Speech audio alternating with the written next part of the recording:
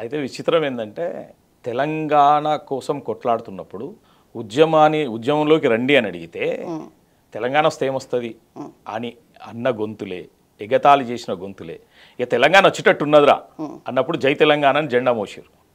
తెలంగాణ వచ్చినాక అసలు తెలంగాణ ఉద్యమంతో ఏమాత్రం సంబంధం లేని వాళ్ళు కూడా వచ్చి మేము తెలంగాణ వాళ్ళమే వచ్చారు. సో ఈ కాన్సిక్వెన్స్ ఏదైతే జరిగిందో, ఇలా జరిగినప్పుడు మీరు అన్నట్టుగా ఈ మట్టిలో పుట్టిన బిడ్డలకు న్యాయం జరగలే. ఈ 10-11 ఏళ్ళలో కూడా జరగలే.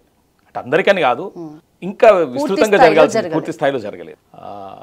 అది జయశంకర్ సార్ ఆశయం ఎక్కడో దెబ్బతలిగినట్టుంది. జయశంకర్ సార్ కూడా కోరుకున్నది ఏంటంటే సామాజిక తెలంగాణ కోరుకున్నాడు. సామాజిక తెలంగాణ ఇన్ ద సెన్స్ ఏంటంటే సామాజిక తెలంగాణ అనేది ఎప్పుడైతే ఆవిర్భవింపబడుతుందో ఈ గడ్డ మీద పుట్టిన మెజారిటీ ప్రజలకు హక్కులు లభిస్తాయి, మెజారిటీ ప్రజల ఆకాంక్షలు నెరవేరుతాయి. అది నెరవేరినప్పుడు జయశంకర్ సార్ ఆశయం నెరవేరినట్టు అవుతుంది. మీరు అన్న సామెత కూడా అప్పుడు సరిగ్గా సరిపోతుంది.